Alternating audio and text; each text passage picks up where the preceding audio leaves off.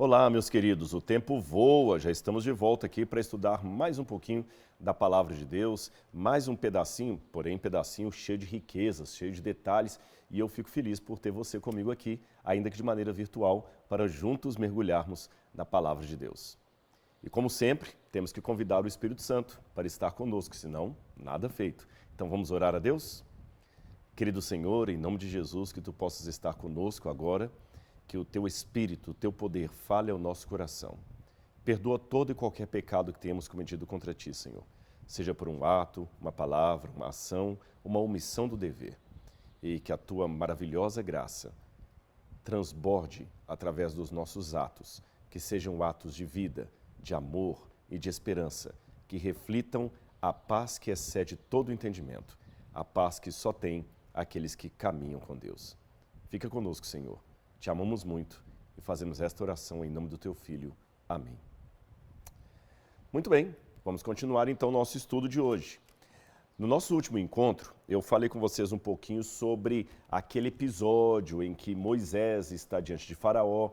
Você viu que a palavra que aparece ali para os cajados tornarem-se cobras, eu falei que é tanim, que pode ser traduzido como crocodilo. Então pode ser que aquela cobra ali foi um pouquinho diferente da cobra convencional, que em hebraico se chama Naash. Seria uma cobra mitológica, representante da Opep ou Apófis. Lembra que eu falei com você sobre isso? A Apófis é aquela serpente do mal, que durante o momento em que a barca solar, na ideia deles, está passando embaixo da terra, no submundo, durante as trevas, à noite, os deuses estão batalhando contra a Apófis, a serpente do mal, para que o sol, Ra, possa nascer novamente. Foi justamente no momento desses, madrugada, em que Faraó já estava fragilizado, assustado, com medo das trevas, que Moisés se apresenta diante dele e ele chama os seus magos. Vamos ler na Bíblia esse encontro e o que aconteceu naquele momento em que os cajados viraram serpentes ou crocodilos, que seja. Vamos ver? Leia comigo sua Bíblia, você está com ela aí, em Êxodo capítulo 7, versículos 8 em diante. Eu vou ler aqui na minha tradução. O Senhor falou a Moisés e a Arão, quando Faraó lhes disser, façam um milagre, você, Moisés, dirá a Arão, pegue o seu bordão e jogue-o diante de Faraó. E o bordão virará uma serpente, uma tanim. Na continuação, Moisés fez exatamente como o Senhor lhe ordenara. Então Moisés e Arão foram até Faraó e fizeram como o Senhor lhes havia ordenado. Arão jogou o seu bordão diante de Faraó e diante dos seus oficiais, e ele virou uma serpente. Faraó, porém, mandou vir os sábios, os encantadores, e eles, os sábios do Egito, fizeram também o mesmo com as suas ciências ocultas. Pois cada um deles jogou o seu bordão e eles viraram serpentes. Aqui vem uma nota interessante. Mas o bordão de Arão devorou os bordões deles. No entanto, o coração de Faraó se endureceu e não os ouviu como o Senhor havia dito. Você viu a cena. Já expliquei também em aulas passadas que bordão e cajado é a mesma coisa. É que bordão é uma palavra mais antiga. Aliás, até em português atual, a gente às vezes confunde bordão como sendo uma palavra-chave, um dito popular, uma anedota de um programa de humor, né? Quando sempre aquele personagem do programa humorístico termina com aquela fala, a gente chama aquilo de bordão, mas originalmente bordão é um cajado, simplesmente um cajado. Moisés e Arão jogaram o seu cajado no chão e ele virou uma serpente ou um crocodilo. E os outros magos fizeram a mesma coisa com as suas sementes ocultas. Mas essa nota do texto aqui é que me chama a atenção. Porém, no entanto, o cajado, o bordão de Arão, devorou o bordão deles. Êxodo 7, verso 12. Por quê? Eu tenho aqui um pedaço que eu quero ler para vocês aqui, dos textos das pirâmides. Esse eu acabei deixando em inglês porque eu não fiz a tradução direto, então deixei conforme eu peguei a tradução em inglês. Aqui eu não fui nos originais mesmo, hieroglíficos como a gente geralmente faz. Mas eu vou traduzir o inglês aqui para aqueles que eventualmente não conheçam a língua de Tio Sam. No texto das pirâmides, primeiro deixa eu explicar o que são os textos das pirâmides. São uma coleção de textos do Egito que você tem textos funerários, você tem poesia, você tem textos de encantamento, você tem textos de lamentação, tá certo? Os textos de execração, que são textos de xingamento, de maldição aos inimigos, e tem os textos das pirâmides. Você tem também o livro dos mortos. E nos textos das pirâmides, 273, 4, é escrito o seguinte: o rei ordena sacrifícios. Somente ele os controla. O rei devora humanos. Alimenta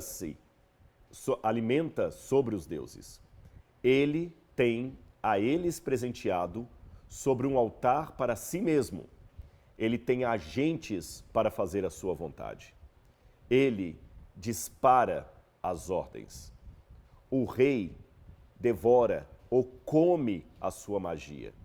Ele engole as suas almas. Os adultos ele tem por café da manhã. Os jovens são o seu almoço. Os bebês ele tem por jantar. Os mais velhos também são fáceis para comer, ele os tem para comer. Ele apenas os queima sobre o altar como uma oferenda para si mesmo. Eu sei que talvez o que mais chamou sua atenção é esse lado meio dantesco, né? Ele come bebês, come adulto, come todo mundo, ele devora tudo. Mas eu quero chamar a atenção para uma expressão idiomática que aparece aqui no texto das pirâmides. Ele come a sua magia. O que significa isso? Lembra que uma das coisas que eu já fiz no passado, pegando o texto bíblico, à luz desse contexto do mundo do Oriente Médio antigo em redor, que a expressão idiomática é ilustrada talvez por uma cena, por um desenho, por um entalhe ou por uma colocação paralela num outro idioma. Você lembra disso? Nós falamos, por exemplo, da expressão idiomática riscar o nome ou apagar o nome, como significando dar morte eterna à pessoa. Saber perguntar pelo nome da divindade significa querer ter controle sobre a divindade e assim vai. Agora, o que significa a expressão ele come a magia? No Egito Antigo, como a magia, a reca, lembra o nome técnico? A reca era o que fazia a vida ter movimento. Aquele que tinha uma magia, uma reca mais poderosa, comeria a outra magia. Então, uma magia que come a outra era um significado de hierarquia de poder. Significa que esta outra, por mais forte que fosse, não seria páreo para a primeira que a engoliu.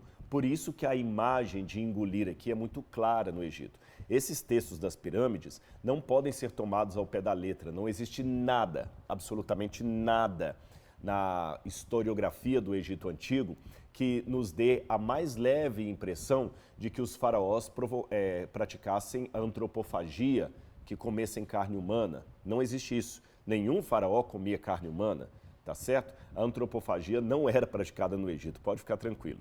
Então, toda essa forma de se expressar, o rei come os bebês, ele come os jovens, ele come coisas que são colocadas no altar, ele se alimenta de seres humanos, ele come a sua magia, o significado é, ele é mais poderoso do que as crianças, ele é mais poderoso do que os jovens, ele é mais poderoso do que os seres humanos, ele é mais poderoso do que a magia. Então, a forma de dizer que alguém é mais poderoso do que a magia seria dizer ele come a magia do outro. Agora que você já sabe disso, aprenda mais uma coisa sobre as expressões idiomáticas do antigo Oriente Próximo, onde a Bíblia foi escrita. Hoje, aqui no Brasil, nós temos muitas expressões idiomáticas, muitas gírias, muitos jargões que nós usamos, muitas expressões idiomáticas. Nós temos isso aqui também, não é? A gente costuma dizer, olha, em terra de cego, quem tem um olho é rei. Quando algo está muito caro, a gente fala, isso aqui me custou os olhos da cara. Nós usamos essas expressões. Só que no Oriente Médio, além deles terem as expressões idiomáticas, eles teatralizam a expressão idiomática. Percebeu? Eles teatralizam a expressão idiomática. Por exemplo, já que eu falei que uma expressão idiomática do Egito Antigo era apagar ou riscar o nome, significando da morte eterna para as pessoas, eles não se limitavam apenas a dizer isto. Eles literalmente apagavam o nome da pessoa de um caixão. Perceberam? Eles apagavam o nome de uma pessoa de um caixão. Então, agora, não confunda isso com a forma poética que eu falei aqui dos textos das pirâmides. Eu estou dizendo apenas que algumas expressões idiomáticas eram também teatralizadas. Teatralizadas. Por exemplo, quando o reino foi cortado, o profeta falou, olha, assim como você rasgou o meu manto, o seu reino também será rasgado. Ou seja, o meu coração está rasgado. Quando na Bíblia fala o seguinte, eu vi alguém vestido de pano de saco, é uma expressão idiomática para dizer que a pessoa está com grande tristeza, profundo pavor, dor, luto. Só que isso tanto era uma expressão idiomática quanto algo teatral. A pessoa de fato, às vezes estava triste, vestia-se de pano de saco e sentava-se sobre cinzas. Você entendeu isso? Por isso que, de maneira irônica, às vezes Deus falou o seguinte, eu quero que vocês rasguem o coração de vocês e não as vestes de vocês. Esse é o sentido. Agora que você já sabe disso, vamos voltar para a expressão egípcia engolir a magia. Veja mais alguns textos egípcios, textos das pirâmides, tá bom? Textos de sarcófago e o livro da vaca celestial, que são também textos ali comuns do Egito. A vaca celestial seria a Hathor, a deusa Hathor. Então vamos lá dos textos das pirâmides. Esses aqui são bem antigos, são de 2400 a.C. O rei Unas é aquele que devora homens e vive sobre os deuses. Unas come a sua reca, tá certo? Come a sua reca e engole o espírito deles. A reca, a magia, ele come a sua magia. Vamos aos textos dos sarcófagos. Eu tenho engolido as 7 urei. Ureis são serpentes, é um tipo de divindade em forma de serpente. Esse aqui é um encanto, é um encantamento, é como se fosse um abracadabra, algum encanto assim. Você tem também uma outra parte que ele fala, eu tenho comido a verdade, literalmente a deusa Maat. Eu tenho engolido a sua reca, a sua magia. Também no texto, no livro que eu falei com vocês, da vaca celestial, que é da deusa Hathor, diz o seguinte, portanto, guarde-se contra aqueles que manipulam a reca, que conhecem os seus spells, eu acabei de falar aqui, os seus encantamentos, desde que o deus reca é neles mesmo. Agora, para um que come, ou melhor, engole e o conhece, eu estou aqui. Com essas expressões, eu acho que você já está entendendo onde eu quero chegar. Aquela cena de Moisés colocando o cajado no chão e ele virando crocodilo ou serpente e os magos de Faraó fazendo o mesmo, porém com a anotação que o cajado de Moisés engoliu os outros cajados, que a serpente de Moisés devorou as demais, para quem estava na época, era um entendimento claro de que ainda que os magos de Faraó fossem poderosos com suas ciências ocultas, o poder que estava sendo exibido através de Moisés era muito maior, era muito superior, era imbatível. Por isso que dá um desconforto com a nota final e mesmo assim Faraó se endureceu, não deixando o povo partir. Compreendeu? Espero ter esclarecido esse ponto. Agora, por que será que Faraó não endureceu? Daqui a pouquinho eu vou falar sobre essa questão do coração duro de Faraó. Mas antes eu quero citar uma outra coisa também. Você nota que as pragas do Egito, elas de certa forma atingem divindades egípcias. Divindades egípcias. Quando você pega as pragas, as 10 pragas, você vê que elas não apenas estão aos pares, mas elas atingem deuses. Por exemplo, vamos pegar os pares. A primeira praga é o Nilo se tornando em sangue, tá certo? A segunda praga são rãs que saem do rio Nilo. Ora, se você vê aí, as duas pragas têm como coincidência o quê? São duas pragas de coisas que saem do Nilo. Então elas estão aos pares. Olha o conjunto. Depois, a terceira praga fala de piolhos. E a quarta praga fala de moscas. você vê tanto a terceira quanto a quarta praga, está falando de insetos que surgem. Insetos. A quinta praga fala de pestes sobre os animais. E a sexta praga fala de úlceras. Se você olhar, as duas estão falando de doenças que surgem. Então eu tenho duas pragas falando do Nilo, duas pragas falando de insetos, duas pragas falando de doenças. Vamos à próxima. A sétima praga fala de chuvas de pedra e a oitava praga fala de gafanhotos. As chuvas de pedra são granizos que caem do céu. E a nuvem de gafanhotos, ela também surge no céu. Uma praga de gafanhotos é uma nuvem que vem no céu. Então eu tenho duas pragas que vêm do céu. Agora as duas últimas. A nona praga fala das trevas. E a décima, você sabe, é a morte dos primogênitos. Ou seja, é a dor suprema, o abandono supremo do Egito. Essas pragas, por sua vez, elas estão atacando diferentes divindades. É o Nilo que é atacado, tá certo? Os céus que são atacados, que o céu também para eles era uma divindade, tá certo? As trevas, eu quero destacar essa questão das trevas. Lembra que eu falei com vocês que enquanto o barco solar estava embaixo ali e os deuses estavam atacando a serpente do mal, a Apófis, o povo do Egito ficava desesperado. Eles só dormiam em paz porque sabiam que os magos de Faraó passariam a noite toda fazendo ali gestos e rituais, entre eles fazer serpentes e cobras de argila, jogando no chão e pisando e quebrando para ajudar a combater a Apófis. Então eles trabalhavam de maneira noturna, fora isso o povo ficava apavorado. Também falei com vocês que em dias de nublados ou num eclipse o povo ficava em pânico, porque as trevas sobre a terra eram um indicativo de que Apófis estava acordada, estava viva e que o deus Ra, o sol, não conseguia ressuscitar, nascer para brilhar sobre a humanidade. Aí você entende, então, nesse momento em que as trevas chegaram, na nona praga, que terrível que foi para todos aqueles habitantes do Egito, especialmente para Faraó, aliás, dor que depois foi culminada com a própria morte dos seus primogênitos. E eu ainda vou insistir em perguntar, mesmo que não responda agora, por que Faraó continuava tão teimoso, não é? Por que ele não cedia? Antes, porém, vamos falar desse papiro aqui. Esse papiro me chama muito a atenção. O nome desse papiro é o papiro de Ipúver, ou Ipuer. Esse papiro de Ipuer, ou Ipúver, é um papiro, até hoje existe uma dúvida quanto à datação dele. Alguns pensam que ele pertenceria em torno da 18ª dinastia, outros acham que ele é um pouco antes disso, um pouco depois disso, não importa. O que me chama a atenção, esse papiro hoje ele está na biblioteca de Leiden, na Holanda, ele está arquivado ali e ele foi traduzido.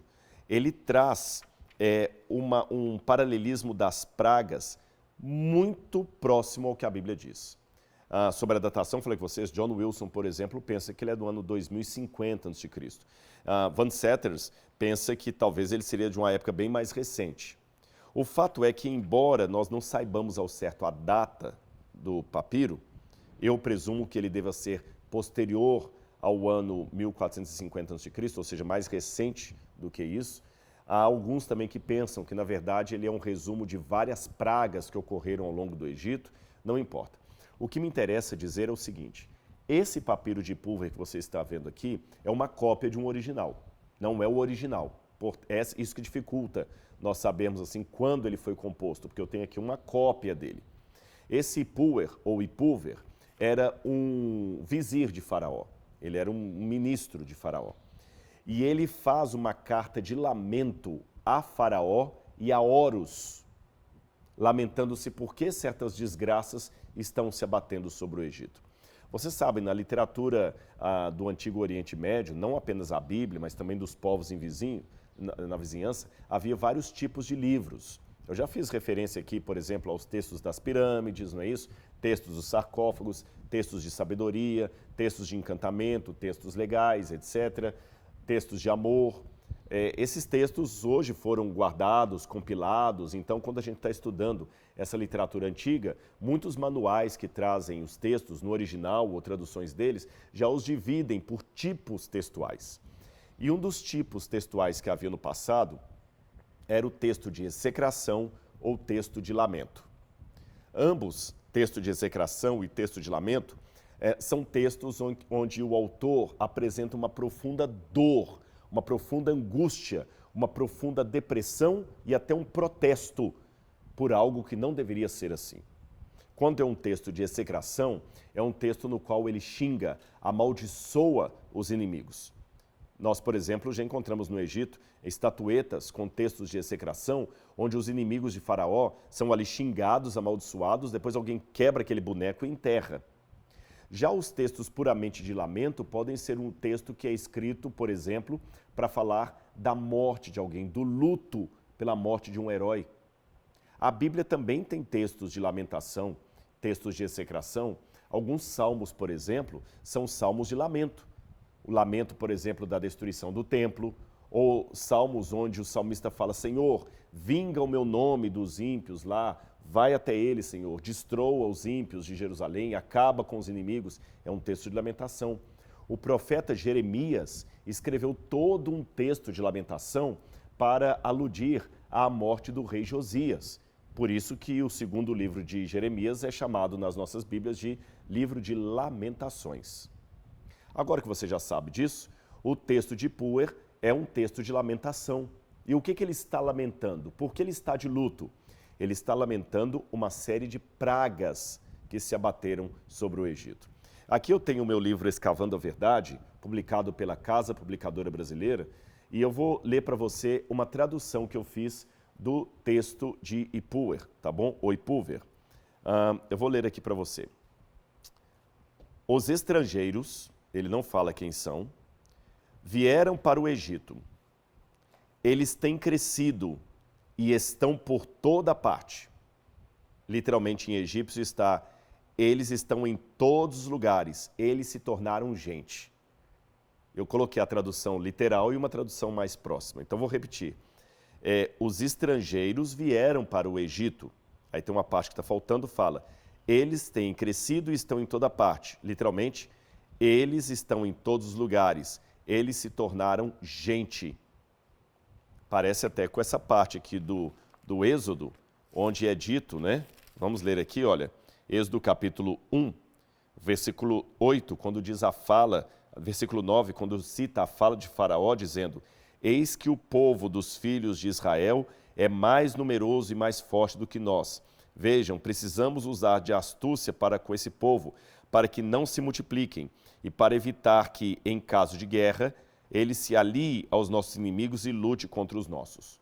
Ou seja, eles cresceram demais, são uma ameaça. Eu até fico pensando se o texto de Puer não está falando aqui justamente da vinda dos hebreus e de outros asiáticos de Canaã para o Egito. Vamos continuar. Aí, em determinado momento, ele continua dizendo assim: o Nilo se tornou em sangue. Percebeu? O Nilo se tornou em sangue. Ora, para mim aqui é nítido que ele está falando da praga mencionada no livro do Êxodo. Uma fonte não bíblica de alguém que viveu naquela época e que testemunhou a praga do Nilo se tornando em sangue e a preservou por escrito num documento egípcio, que, como eu falei, hoje está ali na Holanda. Ele continua dizendo: as casas e as plantações estão em chamas. A casa real perdeu todos os seus escravos. A casa real perdeu todos os seus escravos. O que aconteceu justamente no Êxodo? Os escravos hebreus começaram a sair, começaram a ir embora. E o que deixaram para trás? Os restos, as sequelas das 10 pragas que caíram sobre o país. Parece que é disso que o papiro de Ipuer está falando. Ele continua dizendo: os mortos estão sendo sepultados pelo rio. Os pobres estão se tornando donos de tudo. Os filhos dos nobres estão morrendo inesperadamente. Para mim, essa expressão, os filhos dos nobres estão morrendo inesperadamente, pode ser uma alusão à 10ª praga, a morte dos primogênitos. Os primogênitos, os filhos dos nobres, estão morrendo inesperadamente.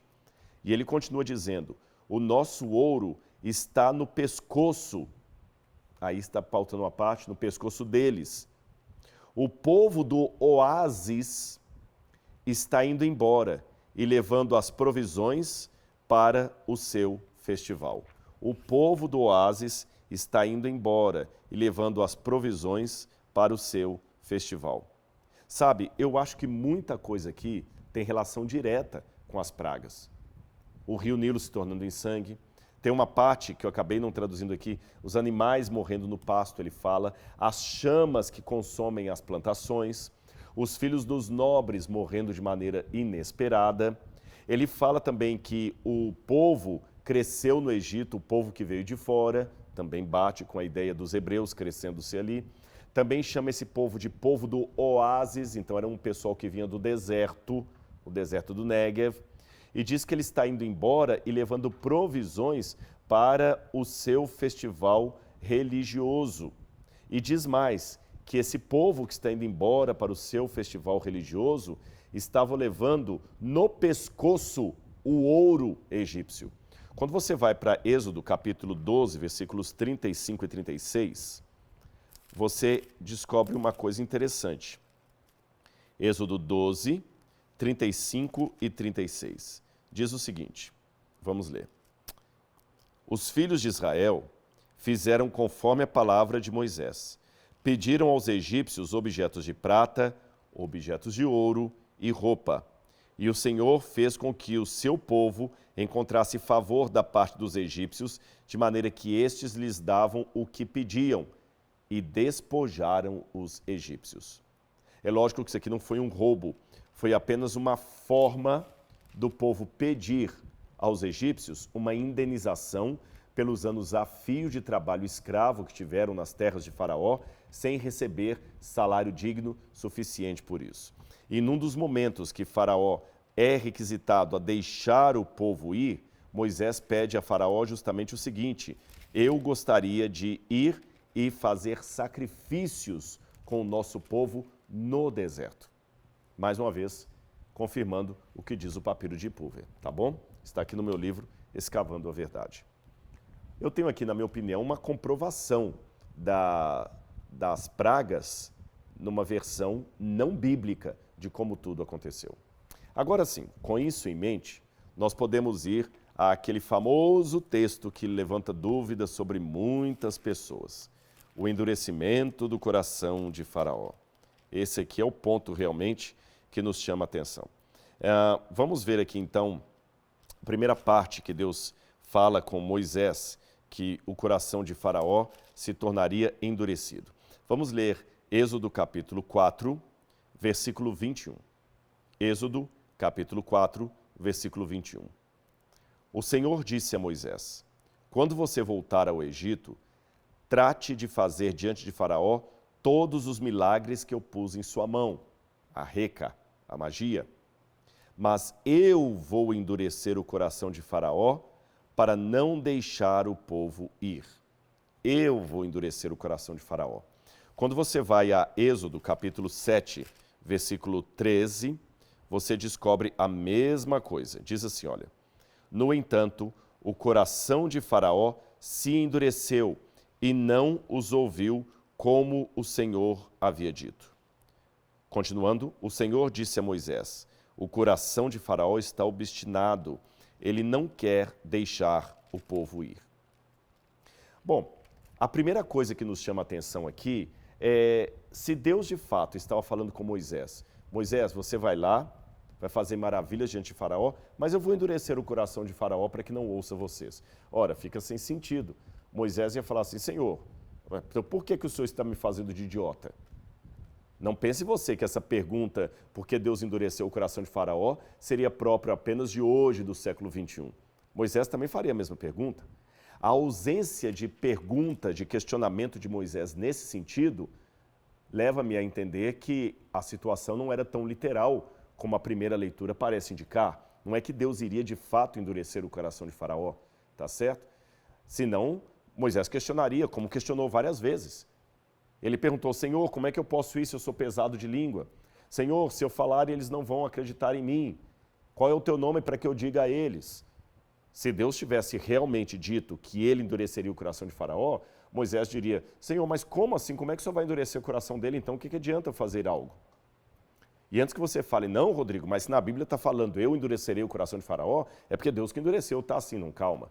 Lembra o que eu falei, a Bíblia também tem expressões idiomáticas que nós devemos compreender para não levarmos a Bíblia a pontapé. Estudar a Bíblia ao pé da letra não é estudar a Bíblia a pontapé.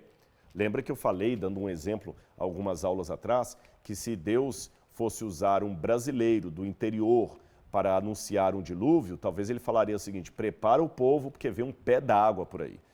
E apesar de Deus usar essa expressão, não significa que Deus está agora revelando a toda a humanidade que a água tem pé. Ficou claro? Então vamos entender isso dentro do contexto da época. A primeira coisa que eu quero deixar claro para você é que a forma do imperativo, não somente no hebraico, mas em vários idiomas, às vezes não pode ser uma forma levada ao pé da letra. Vamos devagar que eu vou explicar. O que é o imperativo? O imperativo é justamente quando você dá uma ordem, expressa um desejo, uma vontade, tá certo? Então, exemplos de imperativo em português. Pegue a caixa para mim. Isso é um imperativo, estou mandando alguém pegar a caixa. Que você seja próspero em seus caminhos, meu filho. Esse também é um imperativo, onde eu estou expressando um desejo, tá certo? Agora, muitas vezes, o imperativo, mesmo em português, ele é apenas uma figura de linguagem. Por exemplo, quando alguém insiste em fazer algo que eu discordo, eu acabo respondendo com um imperativo. Por exemplo, vamos supor que a pessoa está com problema de diabetes, está com pré-diabetes, está com o sangue o açúcar no sangue está desregulado e a pessoa insiste em comer uma caixa de bombons. E eu falo com ela assim, não coma bombons, você não deve, você está pré-diabético, cuidado. E a pessoa insiste, insiste, insiste. Uma hora eu viro e falo o seguinte, olha, não vou falar mais nada, vai lá, come o bombom à vontade. Come à vontade. Não está mais aqui quem falou. Se você for analisar gramaticalmente a minha fala, eu usei um imperativo. Eu dei uma ordem àquela pessoa. Coma os bombons à vontade. Porém, esta não é uma ordem literal. Não significa que, de fato, eu estou mandando a pessoa comer bombons. Significa apenas que eu estou me deixando levar pela teimosia da pessoa. E a minha indignação quanto à teimosia dela é expressa através de uma ordem, de um imperativo. Tá bom, coma os bombons, não está mais aqui quem falou. No hebraico, especialmente no caso jussivo, esta mesma ordem que eu ilustrei para vocês seria falada de uma maneira um pouquinho diferente. Lembremos, vamos repetir a cena, alguém que está com muito açúcar no sangue, está pré-diabético, está teimando em querer comer uma caixa inteira de bombons. Em hebraico, bíblico, não hebraico moderno, eu diria para ele, eu farei você comer todos os bombons. Mas a expressão, eu farei você comer todos os bombons, não é nada mais do que um exemplo hebraico da mesma ilustração que eu usei antes. Tá bom, coma os bombons, não está mais aqui quem falou. Em ambos os casos, coma os bombons, não está mais aqui quem falou e eu te farei comer os bombons, em ambos os casos, o imperativo não significa algo literal ou uma vontade minha, significa apenas um modo de expressar a minha indignação em face à sua teimosia.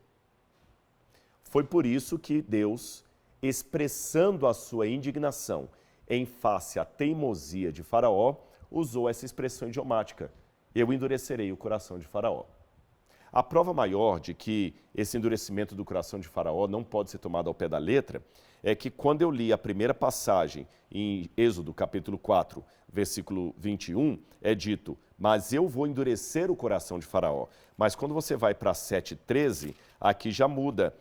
Faraó se endureceu.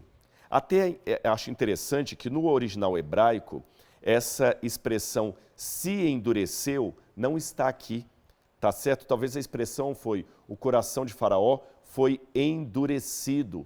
Aqui o verbo não está ele está no passivo, ele não está numa situação reativa.